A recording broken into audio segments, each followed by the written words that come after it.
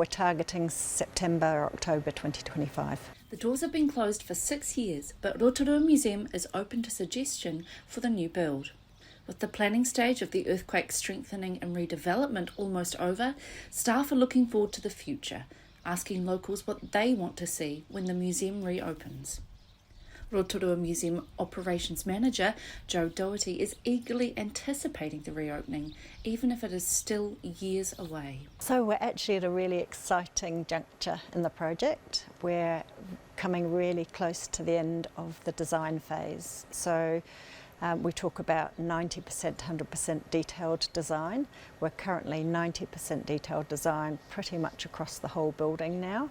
And then we go into building consent, get underway next year. Once construction starts, we're expecting that to take about 2 years. And once construction's complete, then we can start reinstalling exhibitions.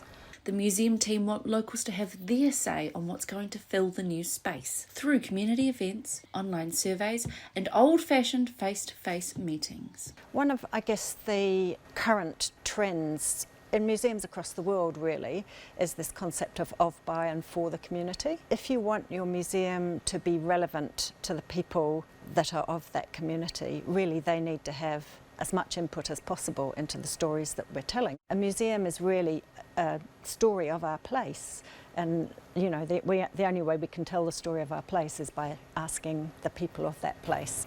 It is a very comprehensive consultation that we're going through, an engagement that we're going through, and quite unique, I think, in respect of actually going to the community before we have any concepts of what we want to put into the museum, to ask those questions right at the start. And then we can develop the concepts and take them back to the community and back to iwi to see whether or not actually what we've developed is what they wanted and are expecting. One exhibition is a sure thing.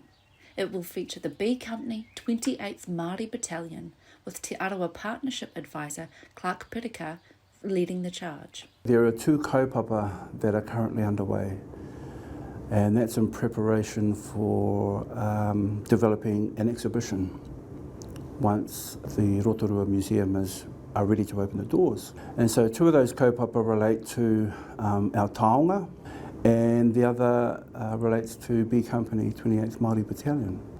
Wonderful kaupapa, and gives us an opportunity to connect up with, our iwi, our hapu, and whānau. Having this kaupapa in place, it enables us to reconnect.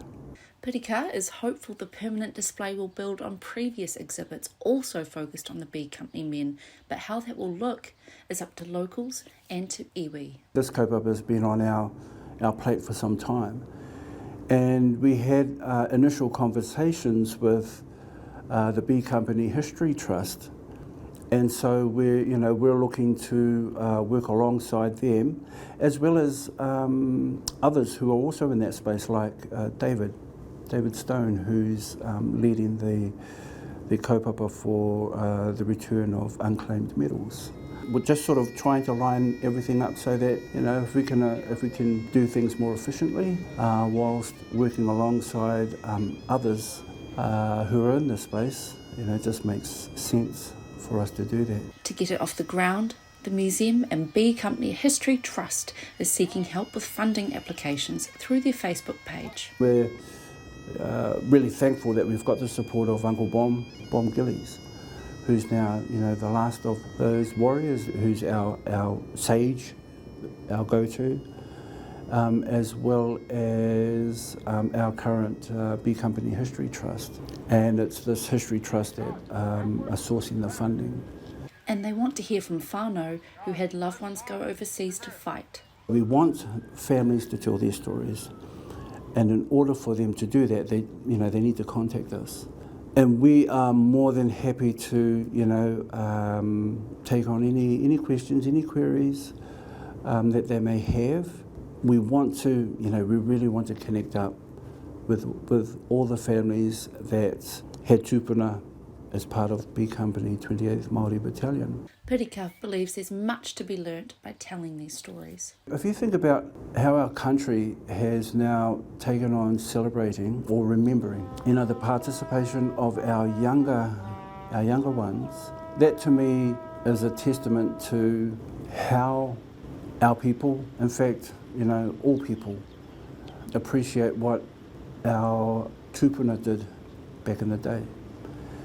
And so with that, you're only talking about 3,000 to 4,000 of our soldiers that went across, and the deeds that, you know, that they achieved are monumental. You know, they were bigger than life, you know, and achieved so much.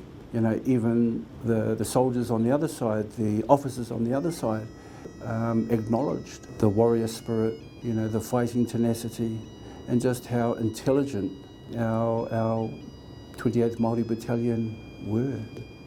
So, you know, if we're telling these stories and leaving these legacies for our children, for our mokopuna, me ngā whakatupuranga that are yet to come, that's a great thing, I reckon, because they're our stories, they're their stories.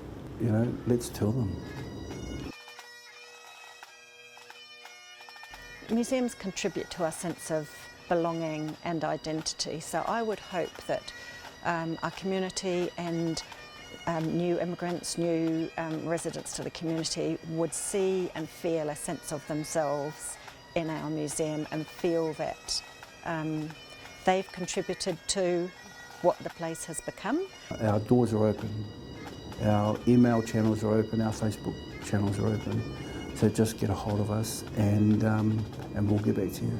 Both Pirika and Doherty want the museum to reflect Rotorua back to its people in all its glory. It's now up to Rotorua to decide what that glory looks like. Violet French, Local Focus.